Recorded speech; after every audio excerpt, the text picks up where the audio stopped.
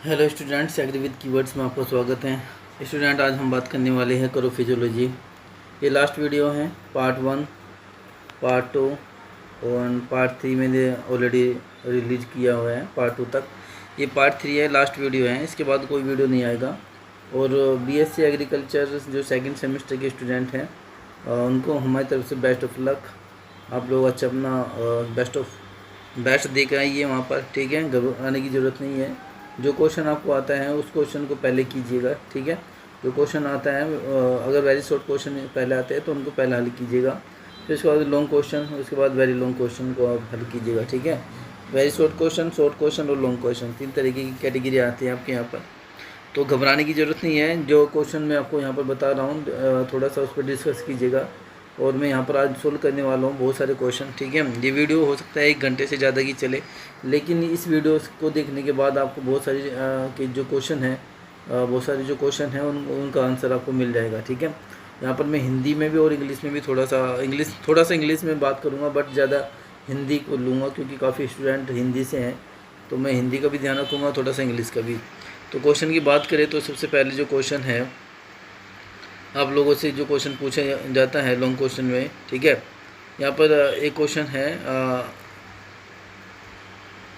इसमें लिखा हुआ है विसरण क्या होता है। विसरण के बारे में पूछ लेता है। जो पहला क्वेश्चन है जिसमें हम डिस्कस करने वाले हैं, क्वेश्चन नंबर, इस पे हम ये व्हाट आर प्लांट हार्मोन्स क्या होते हैं। Discuss the significance of plant growth hormones in the agriculture. पादप हार्मोन्स क्या है, किसी में पादप वृद्धि हार्मोन्स को का क्या महत्व है। दो तरीके के डेफिनेशन, 2 क्वेश्चन इसमें है स्टूडेंट। एक तो आपसे पूछा है प्लांट ग्रोथ रेगुलेटर या प्लांट ग्रोथ हार्मोन्स क्या होते हैं, एग्रीकल्चर में इनका क्या रोल है, उसके बारे में पूछा है। बस इतना क्वेश्चन पूछा है ना, बस इसको ऐसे सोल्व करेंगे, इसको आधा सोल्व करेंगे। पहले हम बात करेंगे प्लांट हार्मोन्स की, ठीक है। प्लांट हार्मोन्स क्या होते हैं उनके बारे में बात करते हैं, फिर इनके बारे में बात करें कि इनका इंपॉर्टेंस क्या है इनका, ठीक है। तो सबसे पहले हम क्वेश्चन को डिस्कस करेंगे प्लांट हार्मोन्स के। देखो पहले आंसर देखो, आपको जो पादप हार्मोन्स जो होते हैं या प्लांट ग्रोथ हार्मोन्स क्या होते हैं, इनकी हिंदी में डेफिनेशन है। पादप हार्मोन जिन्हें फाइटो हार्मोन्स भी कहते हैं, ये रसायन होते हैं जो पौधे के विकास को विनियमित करते हैं। विनियमित का मतलब होता है रेगुलेट करते हैं। पादप हार्मोन्स संकेत अणु होते हैं और बहुत कम परिणाम में इनका उत्पादन पौधों में ही होता है। हार्मोन स्थानीय रूप से लक्षित कोशिकाओं में कोशिका प्रक्रियाओं को विनियमित करते हो। जब यह पौधे में दूसरे स्थान पर पहुंचते हैं तो वहां की कोशिका प्रक्रियाओं को विनियमित करते हैं। पौधे में जानवरों की तरह हार्मोन के उत्पादन और स्त्रवण के लिए ग्रंथियां नहीं होती है। पादप हार्मोन पौधों को निश्चित आकार देने के साथ बीज विकास, पुष्पासन का समय, फूलों के लिंग, पत्तियों और फूलों के बुढ़ापे के लिए उत्तरदायी होती हैं। यानी कि हम बात करें जो प्लांट हार्मोन्स होते हैं क्या काम करते हैं, वे बहुत ऐसे केमिकल्स होते हैं जो पौधे के विकास को रेगुलेट करने का काम करते हैं, ठीक है, विनियमित करने का काम करते हैं, ठीक है। अगर हम बात करें ये क्या काम करता है, प्लांट्स की जो कोशिका होती हैं, पौधे के अंदर जो कोशिका होती है, सेल होती है, उसकी ग्रोथ के लिए इम्पोर्टेंट्स होते हैं। यह उन ऊतकों के जो नीचे या ऊपर की ओर बढ़ते हैं, पत्ती, तने के विकास, फल। आपने देखा होगा पहले जो ग्रेप्स पहले छोटे आते थे, लेकिन अब ग्रेप्स का जो साइज़ है वो बड़ा होने लगा, क्योंकि उसके अंदर उसके अंदर ग्रोथ रेगुलेटर हार्मोन्स या ग्रोथ हार्मोन्स का प्रयोग होने लगा।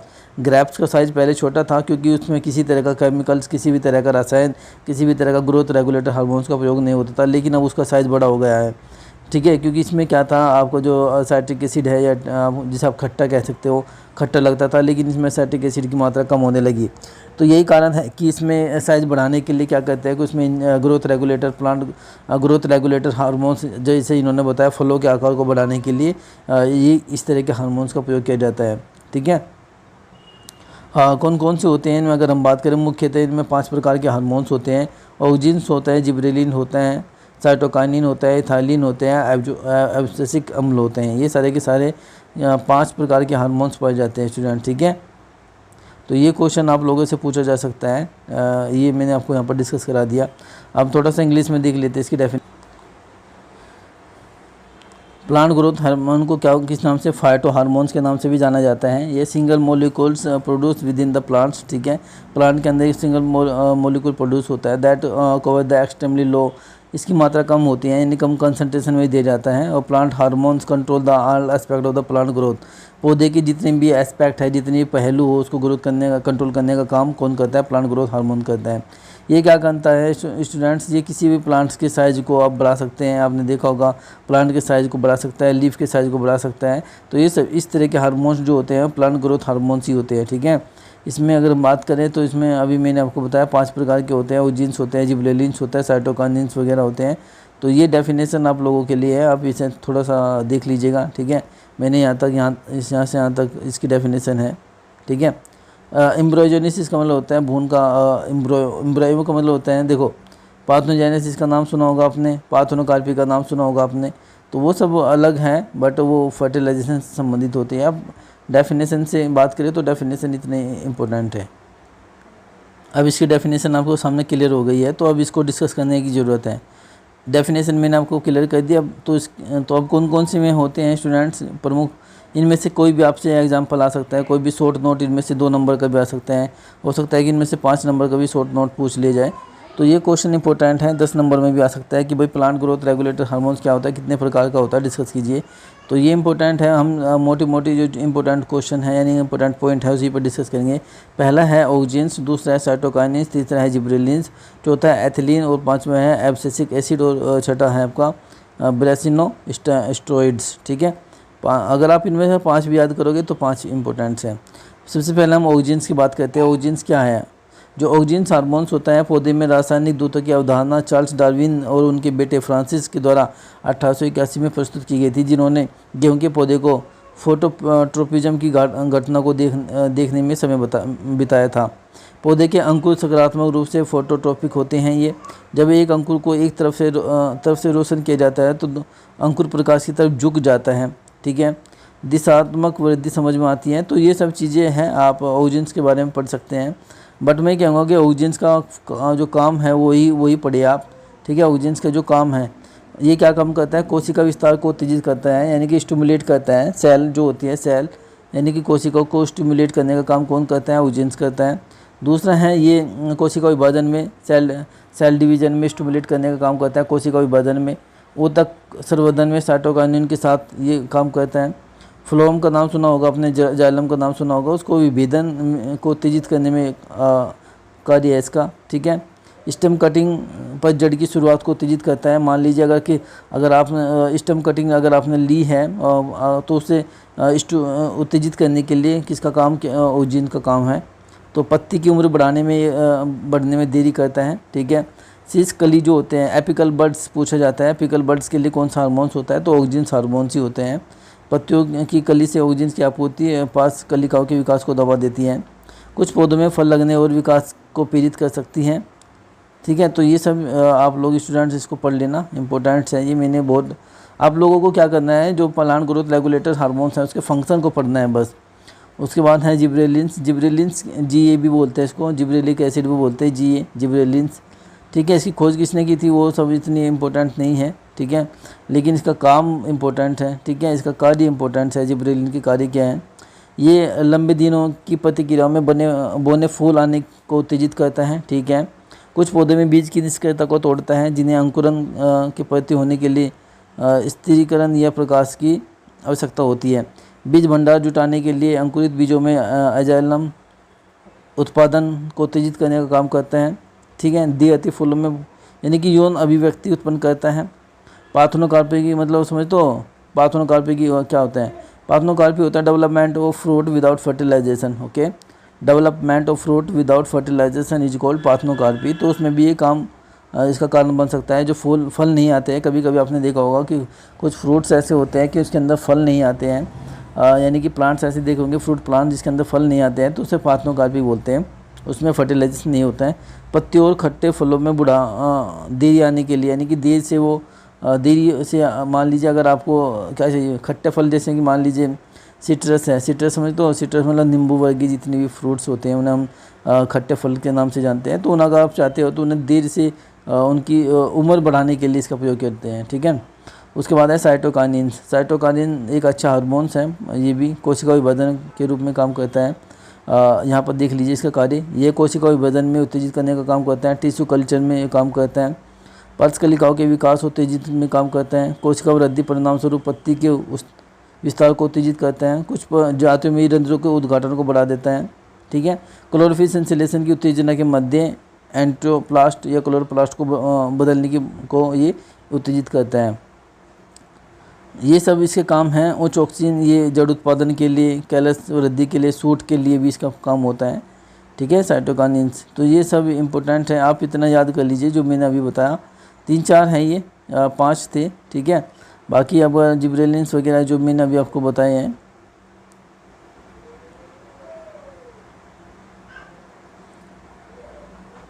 Oxygen, cytokinin, gibberellins. अब एथिलीन के बारे में हम आगे बात करेंगे। ठीक है, अब थोड़ा सा मैं इंग्लिश में भी दिखा देता हूँ बच्चों। आप देखिए 5 मेजर क्लास है इसमें, ऑक्सीजन, साइटोकाइनिन और जिब्रेलिन। बाकी ये 4 नेक्स्ट क्लास में यानी कि नेक्स्ट टॉपिक में बात करेंगे। अभी ऑक्सीजन के बारे में बात करें तो ये ऑक्सीजन लिखा हुआ है, आप देख सकते हो इसके बारे में। फंक्शन मोस्ट इंपॉर्टेंट है इसका। स्टिमुलेट सेल इलोंगेशन के लिए, स्टिमुलेट सेल डिवीजन के लिए, stimulate differentiation of phylum and xylem के लिए। ठीक है, स्टिमुलेट द रूट इनिटेशन के लिए, जड़ निकलना स्टार्ट हो जाती है, रूट निकलने में इंपॉर्टेंट रोल निभाता है। डिले लीफ सेंसेसनेस को बढ़ाता है। ठीक है, डिले फ्रूट राइपिंग, फलों को देर से पकाने का काम यही करता है। मान लीजिए आपको 10 दिन 20 दिन के बाद फल पकने चाहिए, तो आप चाहें तो इसका स्प्रे कर दीजिए, 20 दिन के बाद ही फल पकेगा। प्रमोट द फ्लावरिंग को प्रमोट करने के लिए होता है। Stimulate the growth of flower plants. ठीक है, प्रमोट द इथिलीन प्रोडक्शन के लिए, स्टिमुलेट द इथिलीन। तो ये आप इसका स्क्रीनशॉट भी ले सकते हैं आप अगर आप चाहे तो। ठीक है, मैं यहाँ पर रख देता हूँ, आप स्क्रीनशॉट ले लीजिएगा। ठीक है, अच्छे से इसको देख लीजिएगा। ये जिब्रेलिन्स है इंग्लिश में, जिब्रेलिन्स के। ठीक है, और यहाँ पर इसके फंक्शन के बारे में बात करेंगे थोड़ा सा। ठीक है, फंक्शन ऑफ जिब्रेलिन्स, ये stimulate bolting flowering and response the long day. Okay, break the seed dormancy को ब्रेक करने के लिए है। एंजाइम को स्टिमुलेट करने के लिए है। मिलनेस डायसेस पार्थेनोकार्पी मतलब development of fruit without fertilisation की इसमें ये रोल निभाता है। साइटोकाइनिन्स की बात करें तो साइटोकाइनिन्स का ये रहा, cytokinins, nature of cytokinins. Function की बात करें तो फंक्शन ही पूछे जाते हैं स्टूडेंट इसके ज़्यादा है। Stimulate cell division, stimulate morphogenesis, shoot के लिए, सूट इनिटेशन के लिए, बर्ड फॉर्मेशन के लिए। Stimulate the growth of the lateral buds, stimulate the leaf expansion, many enhance the stomatal opening. Okay, promote the conversion of the, बहुत सारी चीज़ें हैं। रोल ऑफ साइटोकाइनिन्स के रोल्स आप देख लीजिए। हाई ऑक्सीजन, इंटरमीडिएट ऑक्सीजन, ये सब इंग्लिश में है, आप इसे पढ़ लेना, आप लोगों के लिए मैं लाया हूँ ये। ठीक है, बाकी आप लोग इतना देख सकते हैं। ये इथिलीन है, आप इथिलीन के बारे में देख सकते हैं। इथिलीन क्या है? इथिलीन एकमात्र ज्ञात विकास ग्रोथ रेगुलेटर है जो छोटे हाइड्रोकार्बन अणु की एक गैस है जिसे रासायनिक विज्ञान प्रयोगशाला में आसानी से संचालित किया जाता है। आप लोगों ने भी बनाई होगी इथिलीन गैस, आप लोगों ने बनाई होगी इंटर में, जिसके पास बायोलॉजी वगैरह थी तो वो बना सकते हैं ऐसे सिंपल से। इथिलीन का रोल्स इंपॉर्टेंट है। ठीक है, ये डोरमेंसी को मुक्त करने में काम करता है। अप्रोच जड़ की वृद्धि और विभेदन को उत्तेजित करने में ये काम करता है। जड़ निर्माण में इसकी भूमिका है।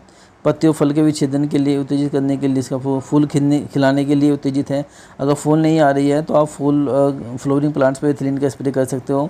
फूल और पत्तियों की वृद्धावस्था को उत्तेजित करता है। ठीक है, फल पकने को उत्तेजित करता है, जल्दी से फल पके। आपने नाम भी सुना होगा कि फलों को पकाने के लिए किस गैस का प्रयोग होता है, तो इथिलीन गैस का प्रयोग होता है। ठीक है, एक एसिटिलीन गैस होती है, उसका भी वो भी फलों को पकाने के लिए यूज होता है। जो कुकुरबिटेसी होते हैं, मैंने बताया था आपको, कुकुरबिटेसी मतलब कद्दू वर्गीय फसलें, जैसे कुकम्बर हो गया आपका,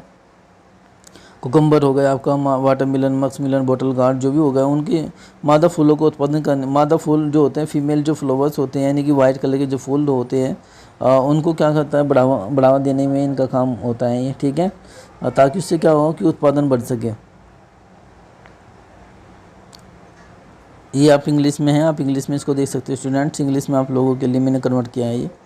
ये रहा यहाँ से आप इथिलीन गैस का स्ट्रक्चर आप ये देख सकते हैं, ये होता है। इथिलीन गैस को आपने आसानी से लैब में बना सकते हैं। ये सारा काम है। Stimulate the release the dormancy. Okay, stimulate the shoot and root growth में हैव द एडवांटेजेस जो रूट फॉर्मेशन के लिए, ठीक है, लीफ के लिए, फ्रूट्स के लिए, ठीक है, फ्लावरिंग ओपन के लिए, ठीक है, स्टिमुलेट करता है। स्टिमुलेट फ्लावर एंड लीफ के लिए, फ्रूट राइपिंग के लिए, ethylene promote the female flower production in the member of the Cucurbitaceae. Cucurbitaceae के अंदर फीमेल जो प्रोडक्शन होता है, यानी कि फीमेल्स फ्लावर्स को प्रोड्यूस करने के लिए भी इसका प्रयोग किया जाता है। इसको राइपनिंग ऑफ द फ्रूट्स, फलों को पकाने के लिए भी इसका प्रयोग होता है। एब्सिसिक एसिड के बारे में पूछ लेते हैं। इसको एब्सिसिक ABA के नाम से, ABA के नाम से भी जानते हैं।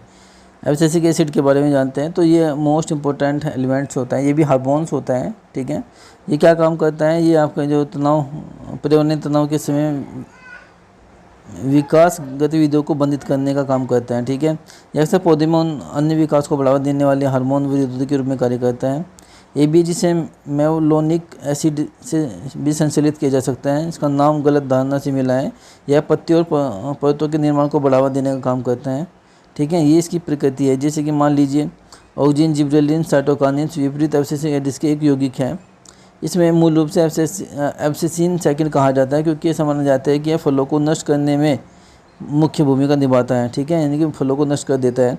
लगभग उसी समय एक अन्य समूह से डार्विन कह रहा था, क्योंकि उनको मानना था कि कली सुषुप्तावस्था में इसकी मुख्य भूमिका होती है। एब्सिसिक एसिड दो समूह के बीच को एक समझौता के द्वारा माना गया है। हालांकि ऐसा माना जाता है कि एब्सिसिक एसिड ज़्यादातर निरोधात्मक भूमिका निभाता है, लेकिन इसके लिए कोई प्रचार कार्य नहीं है। तो ये सब चीज़ है एब्सिसिक एसिड के बारे में। थोड़ा सा आप लोग इसमें से देख लेना, कुछ हिंदी है, हो सकता है थोड़ा सा समझ में आ जाए, ठीक है।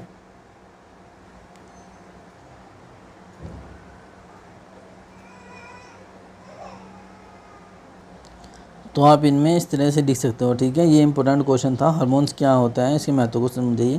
देखो महत्व की बात करें तो ये क्या करता है, प्लांट्स की ग्रोथ, मैंने अभी बताया, सीड डोरमेंसी को, एग्रीकल्चर में जो होते हैं सीड डोरमेंसी को ब्रेक करने के लिए यूज होता है। कोशिका विभाजन में, कोशिका को वृद्धि करने में इंपॉर्टेंट होता है। पत्तियों को, जो पत्तियाँ होती है पौधे की पत्तियों को, उनको बढ़ाने में इनका इंपॉर्टेंट रोल है। फलों के साइज़ को बढ़ाने के लिए इनका रोल है, फलों के साइज़ को बढ़ा दे सकते हैं, ठीक है। फलों के साइज़ को मैंने अभी बताया कि इथिलीन गैस होती है, वो बढ़ा सकती है फलों को, ठीक है। नहीं, फलों के साइज़ को नहीं, वो फलों को पकाने में के लिए यूज होती है। एसिटिलीन गैस होती है वो भी, ठीक है। जिब्रेलिक एसिड का प्रयोग अभी मैंने बताया कि ग्रोथ रेगुलेटर्स हार्मोन्स है ये, ठीक है। वृद्धि नियमन हार्मोन होता है, सेल डिवीजन, कोशिका विभाजन में काम करते हैं। तो बहुत सारे हार्मोन्स के बारे में बाद में बताया। तो अगर आपने दो लाइन इसके बारे में लिख दिया पौधों में एग्रीकल्चर रिलेटेड, तो तब भी आप ये क्वेश्चन का आंसर इजीली दे सकते हो, ठीक है। यहाँ से क्वेश्चन है C3 प्लांट और C4 प्लांट में क्या डिफरेंस होता है। दूसरा है साइक्लिक और नॉन साइक्लिक फास्फोरिलीकरण क्या होता है उसके बारे में, ठीक है। तो पहले हम डिस्कस कर लेते हैं, अभी 5 नंबर का क्वेश्चन है, ठीक है। C3 एंड C4 प्लांट्स के बारे में डिस्कस करते हैं। ये देख सकते हो स्टूडेंट्स, यहाँ पर C3, इससे पहले मैंने डिस्कस किया है इंग्लिश में भी। अगर कोई स्टूडेंट इंग्लिश में देखना चाहता है तो इससे पहले एक वीडियो है, उसमें मैंने डिस्कस किया है ये, ठीक है। बट ये अगर हिंदी में है थोड़ा सा मैं इंग्लिश में बता दूंगा, कोई बात नहीं है। C3 पौधे की बात करें तो C3 पौधे एक प्रकार के पौधे होते हैं जो केल्विन चक्र के माध्यम से प्रकाश संश्लेषण में अंधेरे की प्रतिक्रिया करते हैं, ठीक है। और जबकि C4 प्लांट्स क्या होता है, C4 पौधे एक प्रकार के पौधे होते हैं जो हैच स्टॉक, इसमें जो हैच स्टॉक वगैरह जो होते हैं वो प्रोसेस होती है चक्र के माध्यम से संश्लेषण, ये भी अंधेरे में प्रतिक्रिया करते हैं। लेकिन यहाँ पर ध्यान देंगे ये केल्विन चक्र के द्वारा होता है, ये हैच स्टॉक के द्वारा होता है, दोनों में अंतर समझिए। क्रेंच एनाटोमी की बात करें तो इसमें लीफ जो होती हैं, क्रॉन्च एनाटोमी का अभाव होता है इसके अंदर। पत्तियों में जो क्रॉन्च शरीर रचना उपस्थित होती हैं। प्रतिक्रिया की बात करें तो इसमें मेसोफिल कोशिकाएं में होती है, ये बंडल शीत कोशिकाओं में होता है, ठीक है। कहाँ पाया जाता है, बंडल शीत कोशिकाओं में। क्लोरोप्लास्ट की बात करें तो ये मोनोमॉर्फिक होता है, ये द्विरूपी होता है। जालिका की बात करें तो परिधि जालिका का अनुपस्थित होती है, इसमें उपस्थित होती है। ये C3 प्लांट्स हैं और ये C4 प्लांट्स हैं, ध्यान रखना। रंध्र और प्रकाश संश्लेषण की बात करें तो रंध्र बंद होने पर प्रकाश संश्लेषण अनुपस्थित होता है, रंध्र बंद होने पर प्रकाश संश्लेषण मौजूद होता है। RUBP, okay. कार्बन डाइऑक्साइड को ये स्वीकार करता है, ये फोस्फिनोल पायरोवेट, ओके, इसमें अंदर है, थोड़ा सा देख लेना। कार्बन डाइऑक्साइड स्थिरीकरण ये अकेला करता है, ये डबल करता है। कार्बन डाइऑक्साइड स्थिरीकरण की प्रक्रिया ये कम कुशल और धीमा होता है, ये अधिक कुशल और तेज होता है। बहुत ही सिंपल है। आप जो इष्टतम टेम्परेचर की बात करें तो 65 से 75 होता है और 90 से 95 डिग्री सेल्सियस होता है।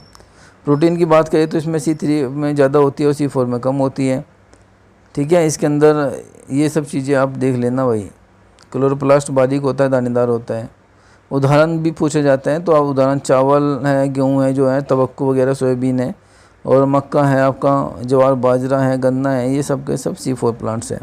ज़्यादा कुछ और देखना चाहते हो तो मैं थोड़ा सा ज़्यादा कुछ और आपको दिखा दूँगा, थोड़ा सा इसमें आप यहाँ पर देख सकते हो। उसकी परिभाषा भी अगर आप चाहते हो तो यहाँ पर देख लीजिएगा, चाहे तो आप इसका फ़ोटो ले लीजिएगा, फ़ोटो ले सकते हो आप लोग इसका, ठीक है।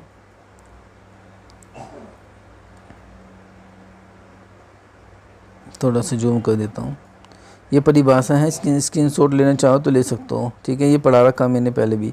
देखो C3 प्लांट्स में प्लांट्स होते हैं जिनमें कार्बन के 3 कंपाउंड बनते हैं, ठीक है, सिंपल सी बात ये है।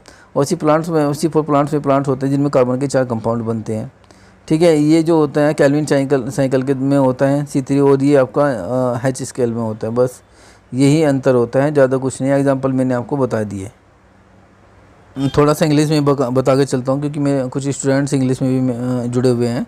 तो यहाँ पर देख लीजिए, यहाँ पर डेफिनेशन है, ये डेफिनेशन है। यहाँ पर C3 plants are a type of plants that perform the dark reaction in the photosynthesis through the Calvin cycle, ठीक है। जब कैल्विन साइकिल के थ्रू ये क्या करता है, डार्क रिएक्शन करता है वो C3 प्लांट्स, ठीक है। और ये C4 plants are the type of plant that perform the dark reaction on the photosynthesis through the H stack cycle, okay. H stack cycle, दोनों अगर अंतर समझिए। जो C3 प्लांट होता है उसमें कैल्विन साइकिल होती है, और जो C4 प्लांट होता है उसमें H स्टैक साइकिल होता है। ये कहाँ पर होता है, फोटोसिंथेसिस के समय ये प्रोसेस होती है। करेंज एनाटॉमी संरचना की बात करें तो, यानी कि इसकी पत्तियों की संरचना की बात करें तो ये lack of the Kranz anatomy, इसमें किसी तरह की पत्तियों की संरचना नहीं पाई जाती। इसके अंदर करेंज एनाटॉमी संरचना पाई जाती है। लोकेशन की बात करें तो ये मेसोफाइल सेल्स में होता है, ये बंडल सेल में होता है, ठीक है। क्लोरोप्लास्ट की बात करें तो मोनोमॉर्फिक होता है और डाइमॉर्फिक होता है। पेरिफेरल रेटिकुलम की बात करें तो इसमें एब्सेंट होता है, इसमें प्रेजेंट होता है स्टूडेंट, ठीक है। स्टोमेटा एंड फोटोसिंथेसिस की बात करें तो इसमें photosynthesis is absent when stomata close, जब स्टोमेटा क्लोज हो जाते हैं तो फोटोसिंथेसिस वहाँ पर एब्सेंट होता है। जब फोटोसिंथेसिस एब्सेंट जब स्टोमेटा क्लोज हो जाते हैं तो वहाँ पर एब्सेंट हो जाता है। बट फोटोसिंथेसिस जब present when the stomata close, जब स्टोमेटा क्लोज होता है तब भी वहाँ पर फोटोसिंथेसिस प्रोसेस हो जाती है। तो ये स्टूडेंट है कार्बन डाइऑक्साइड मोलिकुलर एक्सेप्टर, ये आप पढ़ लेना, बहुत ही सिंगल है, डबल मोस्ट इंपॉर्टेंट है ये भी। इनमें से 5-5 लाइन अगर आपने पढ़ लिया तो देख लेना आपको। फोटो रेस्पिरेशन की बात करें तो ये लोअर होता है, ये हायर होता है, नोट ओकर लोअर, ठीक है।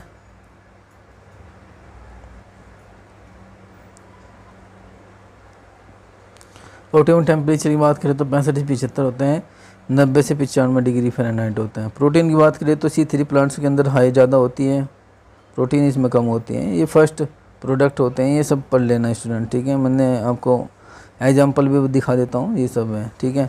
मैं यहाँ पर हिंदी में बता रहा हूँ, इंग्लिश में भी थोड़ा सा आप लोग इसको पढ़ लेना, ओके। एग्जाम में इतना समय नहीं है आपके पास। देखो प्रकाश संश्लेषण लिखा है। प्रकाश संश्लेषण की महत्वपूर्ण शारीरिक प्रक्रियाएं जो हरे पौधों के क्लोरोप्लास्ट में प्रकाश की उपस्थिति में पानी और कार्बन डाइऑक्साइड का उपयोग करके शर्करा यानी ग्लूकोज का संश्लेषण होता है। प्रकाश संश्लेषण का शाब्दिक अर्थ प्रकाश की सहायता से संश्लेषण है, अर्थात पौधे प्रकाश की उपस्थिति में कार्बनिक पदार्थ का संश्लेषण करते हैं, ठीक है। प्रकाश संश्लेषण कभी कभी कार्बन एसिमिलेशन यानी कि आत्मसात सिस्टम में अवशोषण भी कहा जाता है। इसे निम्नलिखित समीकरण के द्वारा दर्शाया गया है, जैसे कि आप लोग ये डेफिनेशन समझिए, ठीक है। आप डेफिनेशन समझ लीजिएगी, ठीक है। प्रकाश संश्लेषण क्या है, ये डेफिनेशन है, यहाँ से यहाँ तक का, ज़्यादा नहीं पढ़ना है, यहाँ से यहाँ तक का है, इसको संश्लेषण कहते हैं, बस इतना समझ लीजिए, ठीक है। ये डेफिनेशन हो गया, ओके। इंग्लिश की बात करें तो मैं इसे इंग्लिश में भी आपको दिखा देता हूँ, ये इंग्लिश में है।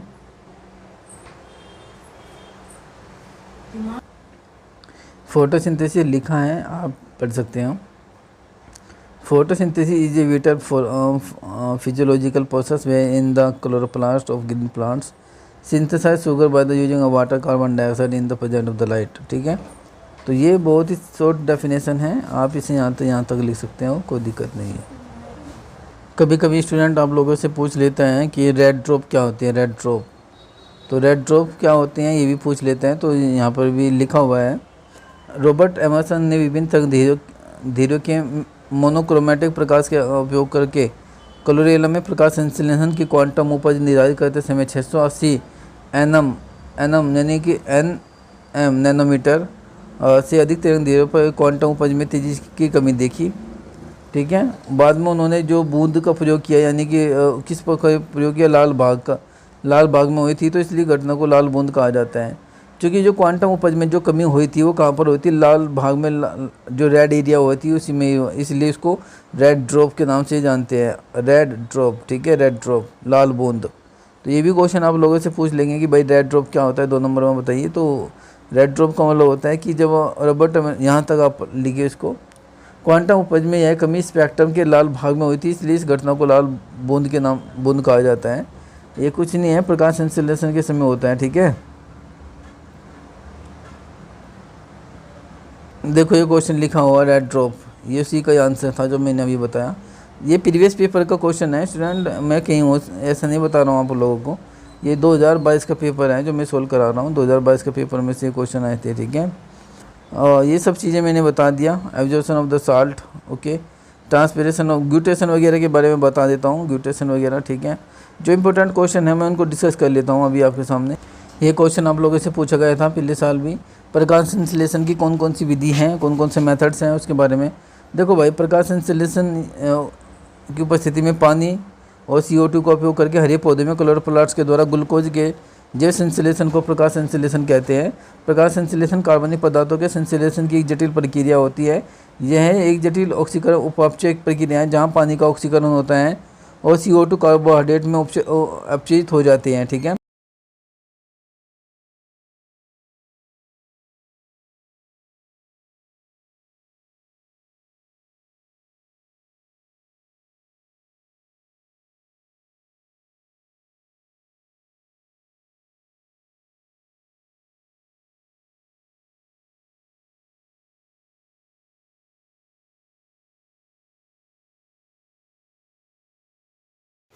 तो ये केल्विन साइकिल है, केल्विन चक्र। देखो जो डार्क रिएक्शन अभी मैंने आपको बताई थी, जो डार्क रिएक्शन और लाइट रिएक्शन जो होती है, देखो C3 प्लांट्स के अंदर होते हैं। C3 प्लांट्स के अंदर केल्विन होता है। ठीक है, और C4 प्लांट्स होते हैं। दोनों को आपको वहाँ पर क्या करना था, डिस्क्राइब करना था। ठीक है, अब यहाँ पर केल्विन चक्र के बारे में बात किया तो प्रकाश संश्लेषण वाला है। ये अंधेरे में नहीं, मतलब अभी बताया था, डार्क रिएक्शन में होने वाली एक चक्रीय प्रतिक्रिया होती है। इस प्रतिक्रिया में कार्बन डाइऑक्साइड चक्र में परिवर्तित हो जाता है, इसलिए यह कार्बन स्थिरीकरण की एक प्रक्रिया है। केल्विन चक्र सबसे पहले मेल्विन केल्विन द्वारा क्लोरेला एक कोशिका हरे शैवाल में देखा गया था। इस कार्य के लिए केल्विन को 1961 में नोबेल पुरस्कार से सम्मानित किया गया था। ठीक है, चूँकि केल्विन चक्र में पहला स्थिर जो होता है, कार्बन के 3 कार्बन होते हैं, यानी कि जिसको फास्फोग्लिसरिक एसिड के नाम से जाना जाता है।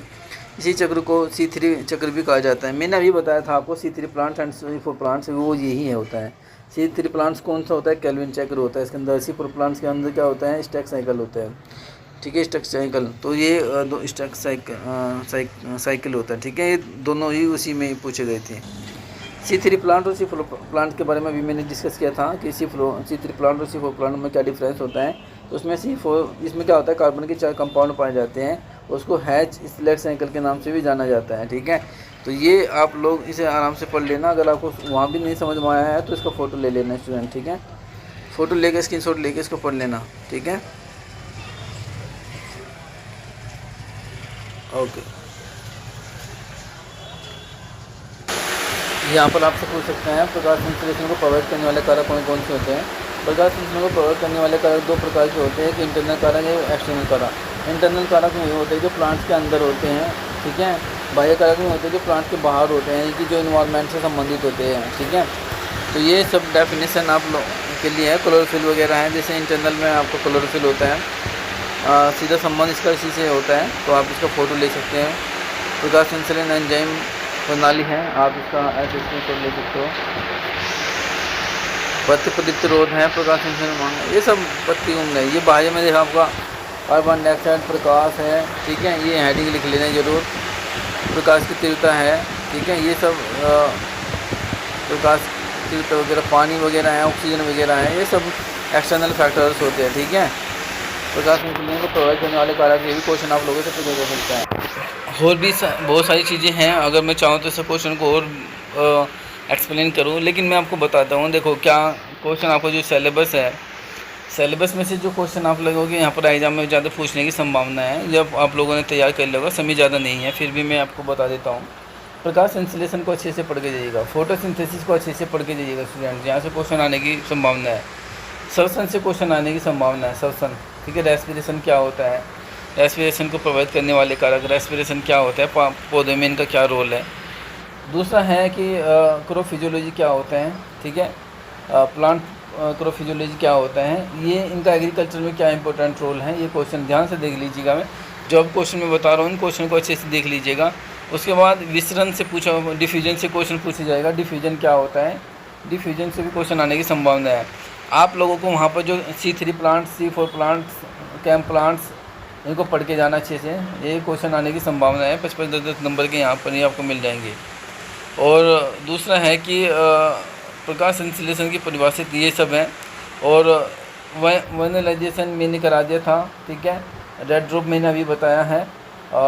ये ट्रांसपिरेशन को प्रभावित करने वाले कारक, बहुत सारे कारक होते हैं। देखो, ट्रांसपिरेशन को प्रभावित करने वाले जैसे हवा है, लाइट है, ठीक है, स्पीड वगैरह, अगर हवा की स्पीड वगैरह उससे भी हो जाता है, वाटर है, ठीक है। वो सब इस तरह के क्वेश्चन हैं, आप लोग पढ़ लेना इसको। और बाकी क्वेश्चन और भी ज़्यादा होंगे वहाँ पर, लेकिन आपको में ही क्वेश्चन सिलेक्ट करने हैं जो आपको आते हैं सबसे ज़्यादा, ठीक है। तो ये क्वेश्चन अगर मैं इनमें से बताऊँ तो सबसे पहले देखो, ये प्रकाश पादप हार्मोन से भी क्वेश्चन आने की संभावना है, प्लांट ग्रोथ रेगुलेटर से भी क्वेश्चन आने की संभावना है, तो यहाँ से भी क्वेश्चन आ सकता है। और जो एलिमेंट्स होते हैं पौधे में, पोषक तत्व की मात्रा बहुत मोस्ट इंपॉर्टेंट है। 17 एलिमेंट्स हैं, पढ़ के जाइएगा उनको, प्राइमरी कौन से हैं, सेकेंडरी कौन से हैं, ठीक है। और बाकी तो आप लोगों के पास पेपर आ ही गया है, आप लोग पेपर को थोड़ा सा देख लीजिएगा, ठीक है। अब लास्ट समय चल रहा है, ठीक है। तो एग्ज़ाम के लिए आपको बेस्ट ऑफ लक है, मेरी तरफ से बेस्ट ऑफ लक। अच्छे से अपना 100% दे के आइए, बाकी कोई दिक्कत नहीं है। क्वेश्चन में कन्फ्यूज होने की कोई ज़रूरत नहीं है, जितना आता है उतना कीजिएगा, ठीक है। Okay, best of luck student, thank you everyone.